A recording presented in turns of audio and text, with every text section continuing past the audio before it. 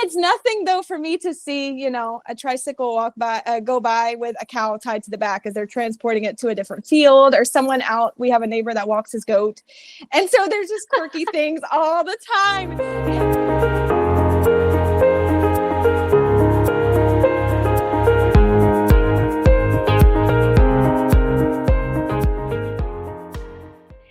Well, ladies, thank you so much for joining us back on No Higher Calling, whether you are listening to the podcast or here on YouTube watching this video. We are continuing in our Missionary Mondays, and this time we have someone from the Philippines coming to chat with us. So Marissa, thank you so much for joining us. I'm so excited to be here. I can't wait to chat with you. We've been chatting a little bit beforehand, and already I just feel like this is going to be such a great episode. Just so much that you get to share with us. And really my heart for these episodes is for women and even families. Like, bring your husband, bring your kids into these episodes. This is great exposure to what God is doing all around the world. And we've been able to, travel to different places you may never actually go to. But as you hear these different missionary women share about what their life is like in different parts of the world, you get to experience a taste of that. And hopefully it will give a greater burden and desire to see the Lord do a work in these places. So I can't wait to hear from you and just share all about where God has put you, your life. We're practically next door neighbors, me being in Australia and you in the Philippines. Yeah. So maybe one day we'll get to, hop across and come visit you. Share a cup of coffee, something. Yes, right. I would love that. But why don't you start by just kind of introducing who you are, where you are, a little bit about your family, and you have some really unique things that the Lord has given you talent for and lets you do. So just give us an introduction to Marissa and your family. Sounds good. Okay, so my family was actually missionaries when I was a child in South Africa for about 5.5 years. So sort of my first memories of childhood was as a missionary kid. Then we moved back to the States. My dad became a pastor, and our love for missions never changed in my family. Missionaries were in our church all the time.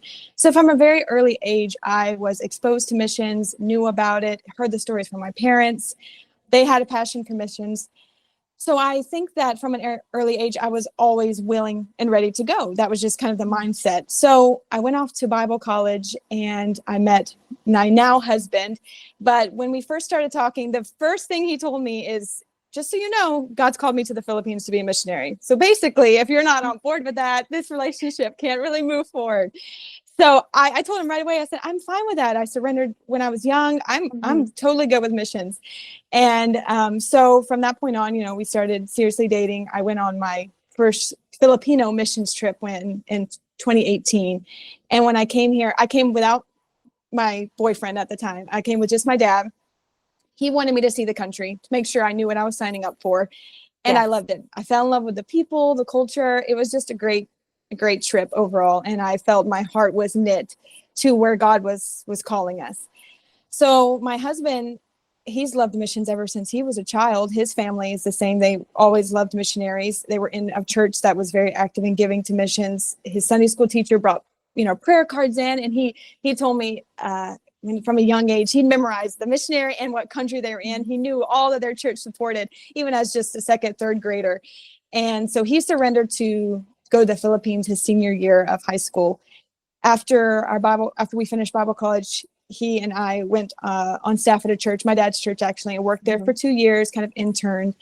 And then we went around the country on deputation or just to raise money, to move here. Yes. And we moved here, and God has done great things. So we've been here for 2 years. The first year we worked with a ministry, and then this last year we've branched out to start our own work. That was very scary. I'll talk about that later. But God is blessing. It's slow progress, trying to teach people that I've never heard, but also reteach people that have these preconceived ideas of what salvation's like, what God's like. So we've done, Bible studies. We started church services in the summertime. And then this month is just full of lots of Christmas activities now that we have sort of a group of people. So it's been exciting for me, also very scary as you're doing everything as a first, Yes. And so, but I love it. I love being here. I love sharing, kind of like what you said. I love sharing life on the mission field because I feel like missionaries don't get the credit they deserve for being that far away and doing God's work. And I'm not talking about for myself. I'm talking about for the people that I know around the world that they have stories, they have things that happen to them no one ever knows about in the States. And no one gets to see that firsthand, the things that they get to experience, but also the differences between moving countries and just the ministry and just lifestyle. So I enjoy sharing that with people because I like for them to see, oh, you know, there is something else that I can pray for them about. I can relate to them in a different way. I can understand them if they come through my church. I can kind of see what they deal with, what they experience on the mission field. So, yeah. Well, you know, that's amazing. We're recently new to getting acquainted with each other. Actually, we can thank, social media. It has its vices, but it also has its gifts. And so I've gotten to know you through that avenue. And it's been really neat, even as you were just sharing some of your story. That is so much. We've been here for 2 years. We've partnered with the church for the first. Now we've planted our church for a year. My husband knew when he was a senior in high school, he was going to Australia. As soon as we started talking, he told me, hey, if you don't want to go to Australia, like, let's not waste time. And I was like, yeah, sure, I'll go. And even other aspects of your testimony that I've seen you share on Instagram are just so echoed in my own life. So it's been really good to get to know you. And I love just what you share makes a missionary seem so real. And I think we read a lot of biographies and we read about these amazing people that have done amazing things. And sometimes we can put them on a pedestal. Definitely honor to whom honor is due. But to also remember that you are a wife and a mom, just like so many other people. And, you have things that are challenging for you, things you have to work through. But yet you're also serving God in a very unique place. I told my mom, you're doing the everyday, like you were before, but you're doing it essentially sometimes alone. As a mother, a lot of times there's days that I feel so alone. I'm the only one, especially when you're new to starting a church, you don't have the core, you don't have a core group of believers. You don't have those close friends. You're starting from scratch in the middle of your life, And I think that, sometimes you can read a biography and you're like, wow, they did such great things, and they did, and God uses them. But in the in-betweens, there's so many life details that you experience. You're just getting to do it in an established church often, or, with a core group of people around, and the struggles that come on the mission field with being alone for a while can really, take a toll if we as missionaries are not careful to keep our hearts right and close to the Lord. So I'm hoping that when sharing some experiences, it really gives people an insight of what they can pray for and remember about missionaries. Yes. And at the end, we'll have you share some specific things that people can pray for. But you mentioned your husband. So how long have you been married? 5 years. Okay. And do you have 2 little boys? Wait a second. I think I've been married for 4 years. No, 5 years. Sorry, I got married in August 2019, and math is not my strong suit. So, yes, we have 2 boys. Yes. Someone else could do the math. We have 2 boys. One is 3 years old, and one is 1.5. Well, 3.5 and 1.5. So both boys. Beautiful. Okay, and so before we jump into too much about the Philippines and what the Lord's teaching you, share with us a little bit about some of the things that the Lord has allowed you to do. Yeah, so I love to write. And so I am actually a children's book author, and I'm going to show the books here.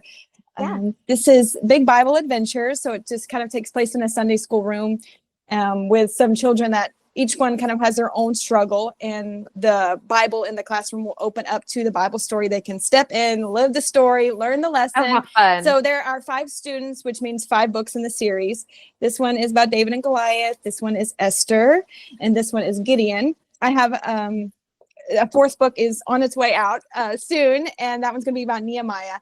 But it's exciting to write. I love writing. The outlet for that is pretty fun to do, as well as I think that I love to read. So I always wanted to be a writer, but I never kind of knew what to write about. There's so many things.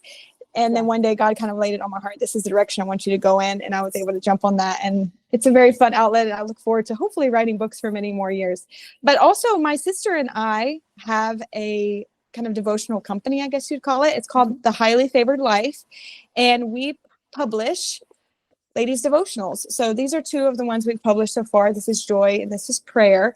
They are 31-day devotionals, so you can sort of do them in a month's time, one for every day on a particular topic. And it is not just one author like me or my sister. It is a core group of authors who have lived a life of faithfulness, and they're not always well known, or you might not ever see them, meet them, but they have a world of knowledge and wisdom to share. People that have influenced me since I was young, people that influenced my mom when she was young, get to write in these books.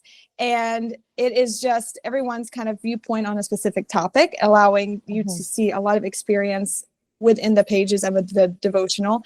They are, of course, King James. So that's a big plus for me, because it is harder to find some of those that you can continue reading each year. So we've put out, I believe, 9 now, and they're all available on Amazon. And it's exciting to see where hopefully God is allowing us to go. We also do blogs, which are on our website, and every other week a blog is posted. So if you ever need some encouragement in any area of ministry, in any area of motherhood, even as just a wife, we get a lot of different topics that are covered within the books as well as the blog. So I would encourage you, if you're, in this season where you could use some encouragement, to pick up the book or to go online to look up the blogs. Well, wonderful. I will be sure to post links in the comment section and for the podcast in the show notes so that everybody can find those. I have an avid reader, my daughter. So these books, I'm thinking like, oh, this is perfect for her. And like you said, it's so hard to find quality KJV devotionals. I have women ask me all the time, and I don't have a lot of resources to give them to. So I'm excited to have this tool now that I can send and recommend. So thank you so much for sharing that with us. All right, so let's visit the Philippines. Tell us, what is life like in your part of the world? I actually have such a hard time explaining this to someone because I've lived here so long. I forget what the differences are at times. When my mom came to visit us the first time when she came here, when I had my son Logan, I had him here in the Philippines, and she came and she said, "Oh, you don't have this. Oh, you don't have that." She was kind of comparing an American home to, and I thought, "Oh yeah, I don't." You forget, because you get so used to it. But just funny things like we don't really get warm running water here. So if we want a hot shower, we have like the warm hookups here in the home. Some funny quirks about my kitchen: they don't have drawers, so my silverware isn't kind of like stand-up things. And every home I've ever lived in always had drawers. I feel like most American homes have drawers. Here they're kind of just big cabinets, and some of them are open, exposed cabinets. Most all your homes are going to be completely tile floors. So we have some rugs for the areas where I kind of want the more of a cozy feel. There's no bathtubs in my house now, or the house I lived in before. It was only showers. So my son, from the time he was, 1, when we moved here, really got used to taking showers, and that's what he always does. But as far as just like the culture, people here are always very friendly, especially to Americans. They don't see many white people here, and they really enjoy, saying, "Where are you from? What's your story?" So that's, of course, an open door for witnessing or just inviting them to church. But they're always a very friendly group of people. The driving here is a little crazy. A lot of tricycles and motorcycles and scooters. So it took me a while to kind of learn and have the courage to get out on the road in my vehicle, because there's so many people walking, and just the street laws are not always followed. Even in the stores, some of the funny, quirky things when we first moved here, you have to start over with your appliances. And here, I don't know how it is in Australia, but here they plug in and check every electronic that you buy to make sure that it works. So if it's in a box, it all comes out of the box. It is assembled. It is tested right in front of you. You give the thumbs up, it works. They unassemble it, put it all back in the box. And so the first time we went shopping for, the fridge, the stove, of course it's on display. So they're having to move it near the plug it out, make sure all of the gas stove eyes work. And the same with the fridge. They're having to bring the extension cord over, plug it in, make sure it works. So, you pick out what you want, and within 30 minutes we knew, okay, that's the fridge, the kettle, the whatever. But then the next hour is spent with them trying to show you that it works, which I do respect. You don't want to take something home that doesn't work, but it does add time to the shopping trip. So now we know we have an electronic we need to buy. That's, adding some time to it. But those are just some funny things that, when you first get to a new country, you're like, oh, they do this. Oh, they do this. we don't pump our own gas. I know that some states in America, they have someone pump the gas, but we always pump our own. Here you have the attendant that does it for you. And then the same, if you have a big load of groceries, the attendant will take it out and help you unload it, which is, nice. super helpful. I like that. Yeah. And it's nothing though for me to see, a tricycle go by with a cow tied to the back as they're transporting it to a different field, or someone out. We have a neighbor that walks his goat. And so there's just quirky things all the time. And I'll send a picture to my family and say, oh, new thing that I saw here, that's just different. I love being here though. There's no place I'd rather be. Even when we went to the States for a very short trip when my brother got married, and I told my mom, I said, I miss being home. It was good to see everyone. Don't get me wrong. Yeah. Of course I want to see one, but that wasn't my home. Here is my home. I couldn't wait to get back home. I'm thankful that I'm here, and I'm thankful that I can appreciate the quirks. I wasn't always like that when we first moved, and I'm thankful that now that God's kind of like pointed out, this is unique. It's not a bad thing. It's just different. Yes. So, well, you mentioned time, and I know in different cultures, time can mean different things. We in a Western world, we tend to be very busy, very on time. How's that in the Philippines? Oh, that's a running joke that the Philippines are always late. So, we had a ladies meeting recently, and it started at 5:30, and half the group showed up at like 6:15, which by that point you're already kind of into your lesson, you started, and they're saying, oh, sorry, Filipino time. You just kind of, you do what you got to do. And it's the same though when you go into town. Most of the time your errands are not going to be quick. I think in America we're so used to convenience. It's an in and out. Even if you have to wait in line, it's not that bad. Here, I think there's just more of a laid back. There's no need to rush. They're enjoying every minute of life. Their meals are slow. They're chatting. I mean, if you sit down at a meal here in the Philippines, it's probably going to be an hour and a half just sitting and fellowshipping and talking. And that is one of the things that I do enjoy, is because it does give us the opportunity to talk more. It's not they're in a rush to get somewhere. They'll sit and they'll talk for a while, and then they'll let you know if they have to go, but it's never there's definitely a slower living here, and especially when like starting a church service, it's okay. Do we start late and make sure everybody gets in, or do we start on time to kind of let them know we have to start on time? So it's just been a challenge to kind of find the balance. And I think those that are our friends now that are been attending church, those that we're close to now, see the difference in culture, how we are like kind of, we need to be on time, especially that I have two boys. So sometimes it's like, oh, we're going out to wedding at this time, and then they're going to come an hour late. I'm thinking that's, running into time and that time, the mom brain in me. But I think we're getting to know each other, and we're finding the balance, and it's working out. Oh, neat. Well, you mentioned dinner. So what do you eat, and what does shopping look like for you? Do you have a grocery store? Do you go to a market? So, I mean, every meal, we still eat typical, pretty much American meals if we can find the ingredients here, which we can pretty much find all the ingredients here. It's more or less the price of the imported things are much more expensive. So we have found the things that work for us, the ingredients. And then if we, like for Thanksgiving, we really splurge because turkeys are not from here. So we got a turkey for the first time since we moved here.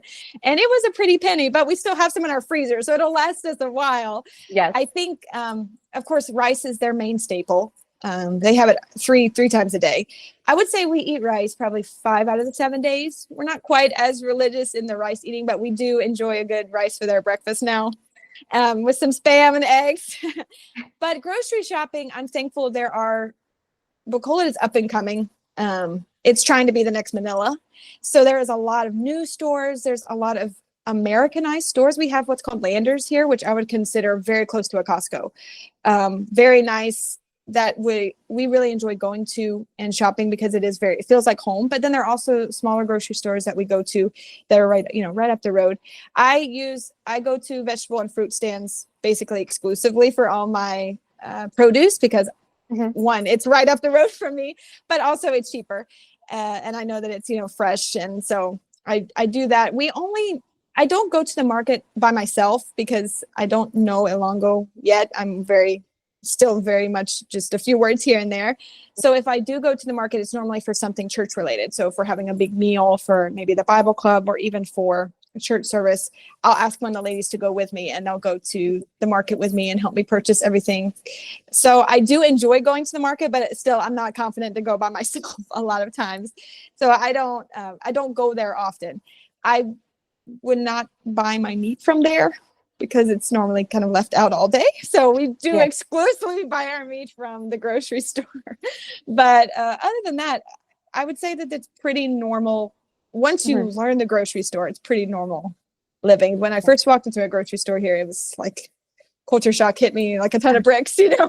I knew nothing about any of the, yeah, and nothing's packaged at all the same. So figuring that all out at the beginning was super hard. Now I'm good, you know. Second nature. So yeah, neat. So what animals do you have? Do you have something, you know, I mean, obviously we have the iconic kangaroo. Is there anything that is unique to the Philippines?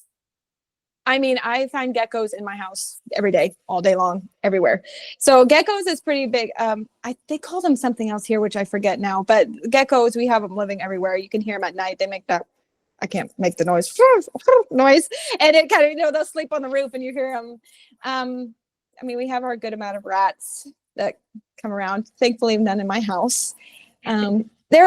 I would say there are chickens, dogs, and cats everywhere. They're just like the stray dogs are everywhere. If I go out to the site to visit my bus kids, Bible club kids, there are dogs everywhere, cats, and lots of chickens and roosters because they have a lot of cock fighting here, or they kind of pit the cocks against each other. So there are a lot of roosters that they try and I don't know how do you say harvest? I don't know. Grow. They have them. So I don't know. I mean, we have the carabao, which is very similar to like an ox, that they use in the fields. They actually like pull the plows. I'm sure there are others that I'm forgetting, but that's kind of the ones we see a lot. We see a lot of carabao and especially the geckos. Ants, a lot of ants of all kinds of varieties. Wonderful. So if someone was to go to the Philippines, what is one of the like must see, must do, and have you gotten to do it? So I'm in Bacolod, so I'm on a completely different island than the main island. Most of the time, if you want the touristy things, you're going to be in Manila, which is the major city.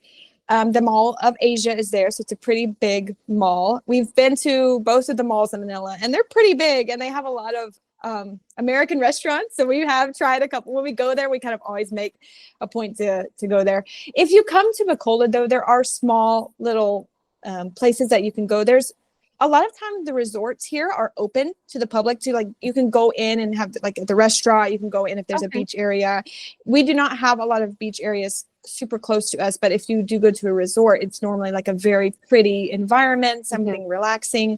A lot of times they might have a pool that you are allowed, you know, to swim in, and they do have pretty strict dress code for pools, which is nice if we decide to go, you know. But then also near us we have what's called the ruins, which we've been to 2 or 3 times, and it's just beautiful. It's kind of like a carved out castle looking thing. It's really gorgeous. They keep the ground really maintained. We go there just to kind of walk around, relax, just enjoy the pretty, I guess. But I like to come here I mean, if you're going to come here, you're going to get a lot of the cultural environment, which is, you know, the street food or whatever. Be careful about that. Go with someone for sure. But just coming in itself is there's a lot of cultural things that you can just see and do without even have to branch outside of, you know, any of the major cities. So well, you talked about culture. What is the spiritual culture? What's the dominant religion? What does that kind of look like for the people of the Philippines? There is a lot of Catholicism, and it's not even actively practicing Catholicism as it is a generational thing. I'm a Catholic because my great grandma was a Catholic, my grandma was one, my mom was one. So a lot of times if you meet someone, oh, I'm Catholic, they're probably not practicing, and they probably don't even know what they believe about Catholics, but in their mind, it might as well be their own affiliate. Like it's close to them as being a Filipino as being a Catholic. There are some Baptists here, and we do meet some often, but I would venture to say that here it is your religion defines your destiny and whether you're going to heaven or hell. So if you meet someone that's a Baptist, that does not mean that they've accepted Jesus. It just means that they have attended Baptist church before, or they did not grow up Catholic. Does that make sense? So they kind of, you are always a religion, whether or not you're practicing. So it's the same with that. Oh, I'm a Baptist. My mom used to go to a Baptist church. Okay, that didn't really. And so when you broach the subject of, have you accepted Christ? Oh yeah, I did. A lot of times, if you're reaching someone that's non-Catholic, you're trying to get them unsaved before you can even reach them with what salvation really is. And that's the struggle we've been having here. And then with the Catholics, you're almost starting from scratch, because they know their traditional things, but they don't even have any Bible to be able to back that up. So even though you're sharing the Bible with them, they're still like, oh, well, that kind of goes against what I grew up always knowing. So you're having to kind of start fresh. You're breaking down their religion and having to rebuild it back up with the biblical principles. We have not seen many people saved this year. I'm just going to be really honest with you, because you have to start from the ground up, and it can't be something you do in 5 seconds. And the ones that we have seen, saved, the ones that we have been witnessing to, you can see slowly every week. It's a little bit more, especially in the Bible club. Those kids, every week, it's just a little bit more Bible that's filling that tank of, oh, okay, and that's one of the hardest struggles being on the mission field, is you want to see that fruit right away. Yeah. But it doesn't always happen. And my husband is doing a soul winning class right now, because we do have people that are attending that are brand new Christians. They came to us saved, but they have no Bible understanding, no knowledge. So my husband we're having to train them from the ground up. So he's doing a soul winning class to basically break down, you're going to sow a lot of seed, and it's going to sometimes take a long time to reap a harvest. It's been encouraging to me, because it kind of lets you know your labor is not in vain. And even if you're the one that doesn't, even if they move on and you didn't see that them accept Jesus right away, you're praying that whatever you said stuck, and they'll think about it. I think that would be one of the biggest spiritual challenges here, is having to break down what they already think they know about God and re-explaining it from a biblical aspect. In the same with someone that's, oh, I'm a Baptist or I'm a Christian, having to say, what does that mean to you? Because biblically, this is what it means. And I don't know if you have that same thing. Trying to reconcile the two. Almost like differentiating between religion and a personal relationship with Christ, making that distinction between the two. Definitely been a hard thing, but the biggest help I've seen personally here, you reach them so much better when you start having a personal relationship with them, as a friend, as someone that they can reach out to, because it's very easy to only see them once or twice a week for a ministry and just pump the Bible into them. But if they don't see you living it, they don't see a difference between you and the church they attend on Sunday, or, the next door neighbor that's been a Catholic and she stands for Catholicism. So living that life, I think that in missions, I've seen it's very easy to want to protect yourself and your family. And there is a lot of protection that needs to happen, for sure. But there's also an element where you have to be ready to open up a little bit of your life to let them see what you're living is real. We are very protective of our sons. We're protective of our home. We're careful about boundaries. But at the same time, we can't be so careful that there's just this wall they can't ever pass through to see your influence outside of that direct ministry every week. You know what I mean?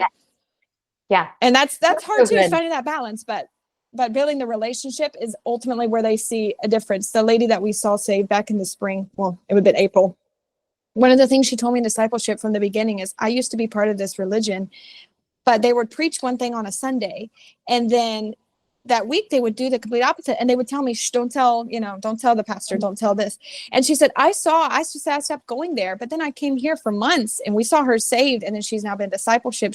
We've known her for almost over a year now. She's the person who was a real estate agent that rented us his house. And she said, you are living what you're preaching. Like, she said that to me, and it made me want to cry. Like, that's the whole point, is to let them see that it is real. And it's only shown that it's real by you living it every day. Yeah. Well, that's so good. We'll transition here a little bit. Each missionary I'm trying to have come on and just share a devotional thought. And you've shared some wonderful things that the Lord has been teaching you through the time that you've been on the field. But why don't we just take a little bit of time here and just share us something in your just everyday walk with the Lord that he is teaching you that could encourage those who are watching and listening. So I've had this thought on my heart for a while, and it's kind of the statement of, Lord, I'm not ready.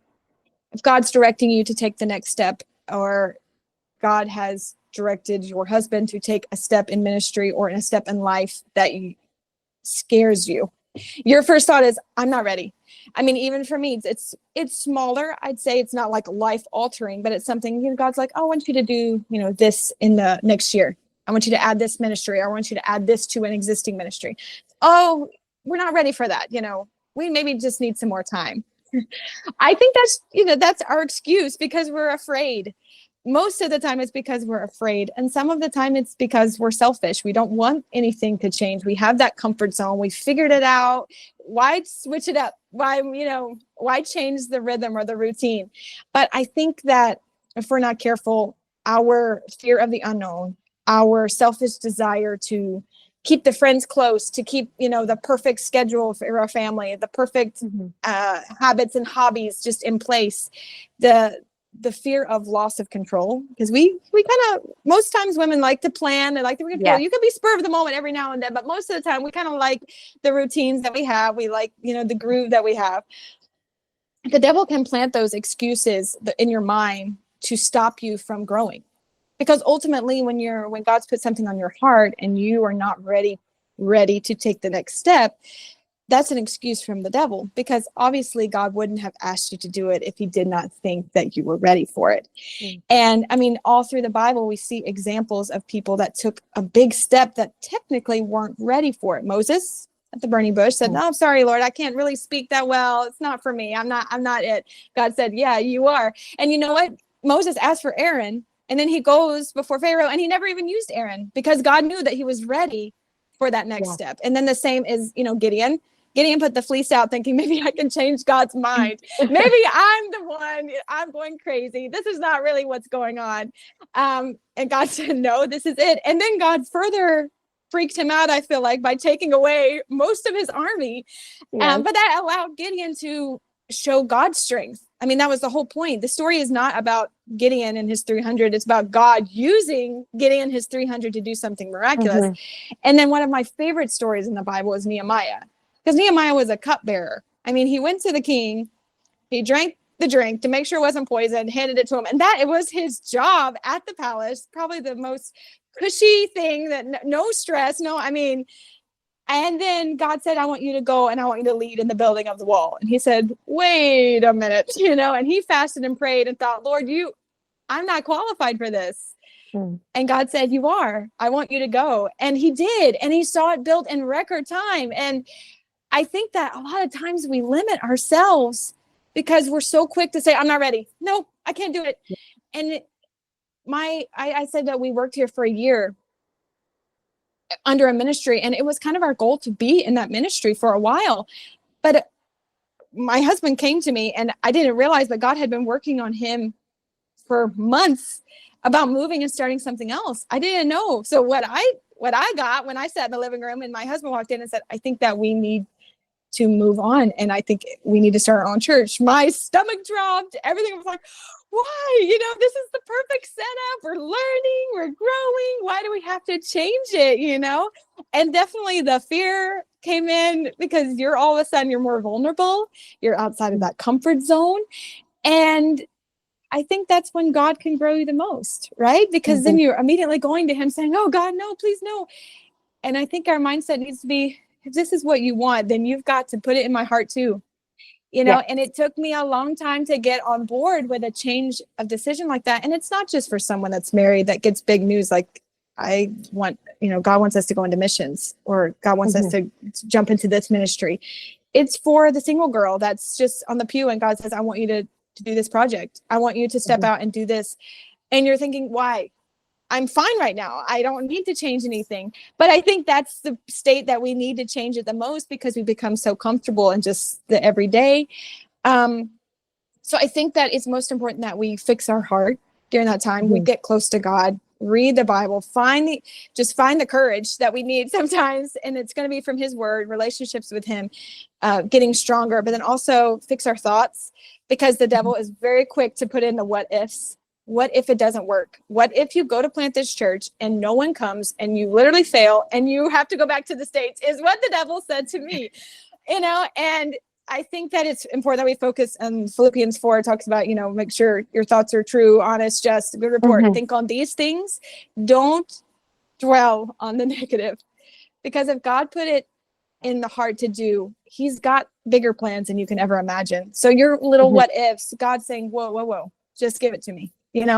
Get your thought life on what's true. Okay, this is the next step. So then what do I need to do every day? What do I need to do every day to get to this point? Not how am I going to ever get to this point? What do I do today? What do I do tomorrow to get me to this point? And it starts in the thoughts, because you have to get that thought life, that meditation of Christ under control. And then your attitude, because a lot of times I think a wife we can really put the thumb on our husband to say, oh, we're not ready. Or if your husband is one that says, no, this is what God wants us to do. If we're not careful, our sourpuss, our negative spirit, it can really wear on the family, not just the husband, but the kids. If God's called you to do a ministry, your kids are watching you, mama. And if your bad attitude is sticking out and just doling everything, they're not going to want any part of it. And sometimes it requires a little bit of fake until you make it, knowing that God's got this, and I have to keep that smile and I have to keep that joy. And it is hard some days, but you can do it, And I think the last thing would be maybe to seek some counsel and prepare. So if you really truly feel like this is very scary for me, talk to an aged woman that's done it before. Talk to someone in that lane of ministry, someone in that lane of whatever God's wanting you to do. Ask them, what did you do at the beginning to start preparing?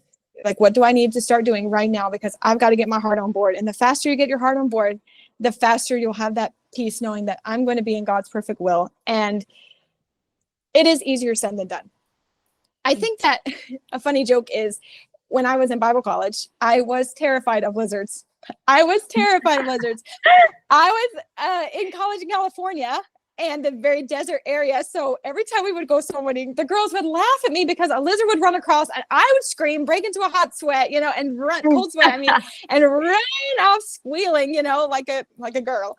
And my friends would always make jokes like, if you're going to be in the Philippines, you can't, be scared of a lizard. And I would tell them, I said, when God puts me in the Philippines, he will give me the grace to not be afraid of lizards anymore. I knew it was true. I said, I thought to myself, God, how am I even going to live in the Philippines? They crawl on the walls, they climb on the furniture. I open my cabinets and they're flying out at me. And now it doesn't even faze me. And I'm telling you what, when college was there, I would have screamed, run, burn the house down. There's a lizard here, because they're so fast and they, but now I'm like, oh, there's a gecko on the couch. Let's swat it off. Let's get it out of here. And it's a funny joke to the fact that what scares you, God's going to give you grace for it. And you don't feel the grace today for something 2 years from now. Yes. From something when you need it, it will be there.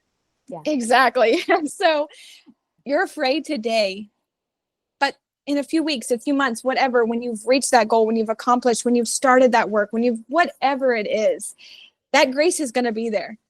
And that's kind of what you have to put your faith in. You can't put your faith in the fears. You got to put your faith in the grace that's going to show up. And I know it's easier said than done, but it's always, always best to be in God's will. Always.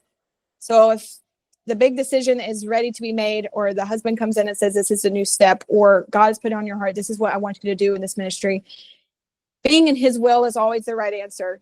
And you got to bring your heart on board with that. You can't say, God, come back over to my side of things. You always got to bring your heart onto the will of God, because ultimately years from now, you want your family in God's perfect will. If it's not, it is not going to stand, and your future is not going to stand if you're a Christian and you're not just in the center of God's will all the time. So even though it is hard, as women especially, we need to not let that fear of the unknown, that I'm not ready, stop us from doing whatever God has called us to do, and supporting our husband in this big decision. Supporting, if you don't have a husband and you just have to make that next step, suck it up and do it, Yeah. take a deep breath, Yeah. get the counsel you need, get your heart right, and be in God's will. Because ultimately it's where you need to be. Yeah. Well, Marissa, this has been so good. And I feel like I have a lot of things I'd like to say, but it's your interview, not mine. But two thoughts. One, I love the challenge that you gave to mothers. We set the tone of our homes. And that's convicting to me because there have been a few days recently where it has not been a tone that I am proud of. We love to hike and we have little children. We're working on building up their endurance and they're actually doing amazing. But I've noticed in that, maybe silly aspect, but, an illustration nonetheless, that when Daddy and I are excited and, oh, come on, what's around the next corner? Let's look at this. It keeps them moving forward, even if they're tired and hot and they want a snack. But the moment that my husband and I start like, oh, it's so hot, how much longer? The whole just atmosphere just, and everybody's just miserable. So that is so true. And I think as the women that are setting that tone of home, so much of that, like you said, starts in the mind. And that's been something the Lord's really been teaching me a lot on recently, is how important your thought life is. It affects your actions. It affects what you do. And, you've talked about fear. You mentioned the word failure. I think so much of the time, the fear of failure is what hinders us from taking that next step. And a lot of the fears that you shared are fears that I've had here being in ministry. And, what if everything falls apart and we have to go back to the States and we have no money to get there? And, the next spiral. But I think something that the Lord's been challenging me about in my thought life is don't worry about things that aren't reality. If something becomes a reality, then like you said, God will give you the grace and the wisdom and everything that you need to meet that real fear. But don't waste time being afraid of things that aren't real. And that's been something I've really been trying to put into practice. And it is a lesson, that it'll probably be a while and then I'll probably have to relearn it again. And well, God, the verse that I had jotted down was, for God hath not given us a spirit of fear, but of power and of love and a sound mind. And if your mind is going with the what ifs, it's not a sound mind, because a sound mind comes from being rooted and grounded and knowing that God's got my everyday. Yeah. And another thing when you're talking about the motherhood, my mom said her biggest, when she was a missionary, she gave me this tip and I used it as well. On the mission field, it is easy to be negative because so many things are different. It's easy to complain. Why don't we have hot water? I can't believe the electricity went out again. Why is the wash machine is tiny? I don't have a dryer, so I'm trying to hang my clothes up. It's raining outside. It's so easy to say, I wish I had a dryer and just complain. And you got to have the mindset of no complaints. And that was hard for me because at the beginning I wanted to complain about everything. And I put in my heart back then, don't complain about it. If it's there, don't let it come out of your mouth. Keep it in your head. And now, like I said, I don't even think about I have cold water and that in a rainy day, my clothes dry a lot slower than on a hot day, But I think sometimes women can't get on board with the plan of what God's ministry is because we're very quick to point out the obvious flaws. And our kids hear that and they see it. And if we're very careful, especially with culture shock, not to complain. And you can have culture shock, not in a different country, but in a ministry. You jump into something and you're like, I can't believe they organize it this way. I can't believe they're doing it this way. Obviously, it's going to be different. You've never done it before, or this is a new project. So just strive not to be that negative Nancy all the time and to dwell on the positives and not the negatives. And if there are no positives, just don't dwell on the negatives. There's always God. That's the positive, is what I'm saying. Like, just get off the negative train, get off something that's more positive. Well, this is so good and so helpful. As we wrap up here, how can we pray for you specifically? My pastor always said, nothing is dynamic until it's specific. It is a joy to get to partner with missionaries and not just pray, God bless the missionary, but pray for things that they are really struggling with or that they need. So how maybe can we pray for your family in particular and then the ministry there? So our family in particular, I can honestly say that we're doing well.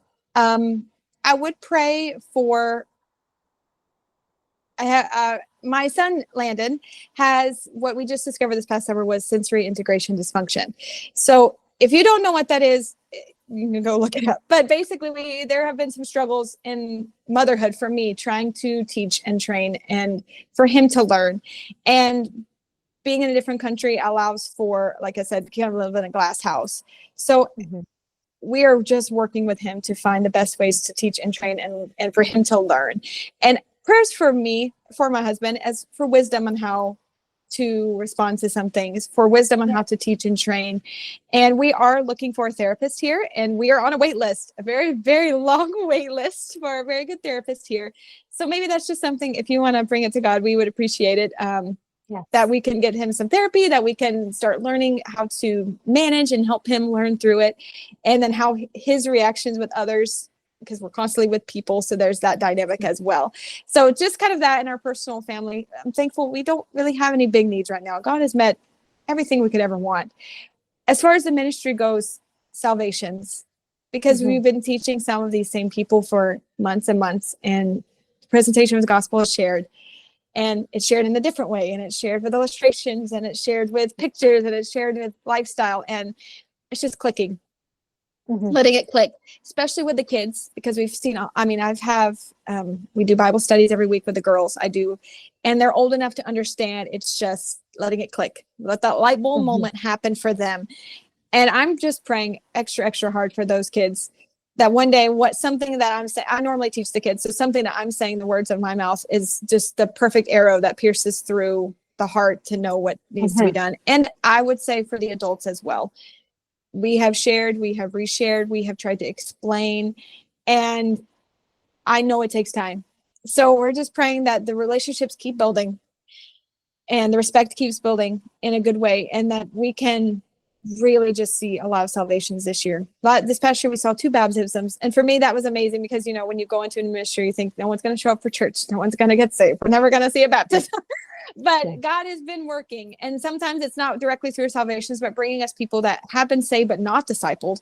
So trying to teach and train those people as well. In the coming year, we're going to add some new ministries. It is just me and my husband, and we have a few helpers that want to help here and there that are new to the church. But overall, just that God would keep us strengthened and keep our hearts full, because we're pouring out a lot, so that we can pray that our relationship with him stays strong, and that we don't get burned out, that we just continue to have that passion and zeal for ministry. I think that is something that is not spoken about as much for missionaries, is if they don't do it all, they are there for all of it. It's not like an American church where it's kind of like delegated, and different ministries have different leaders. You're basically the leader of all the ministries, even if other people are on board to help. You're the overseer. So if a new ministry comes on, that's something else that's going to be on your plate.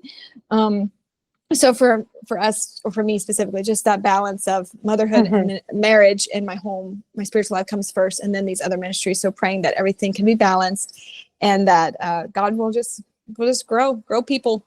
I mean, that's what ministry is all about, right? It's people. So I guess in the coming year, new growth, new ministry. So. Yes. Well, we will be praying for these for sure. I know my children and I, each month in our homeschooling, we have a missionary that is our missionary for the month. So you will be our missionary for this month. We will be praying for you continually, but especially this month, those requests will have our focus. And I hope that the ladies that are watching and listening will pray along with us. But thank you so much for joining us and just sharing what the Lord is doing in your life personally, but even on a broader spectrum, how the Lord is using your family in the Philippines. So thank you for introducing us to such a beautiful place. I had a wonderful time sharing all of this with you, and being able to meet you in person and just chat with you. Yes, wonderful. Well, thank you so much.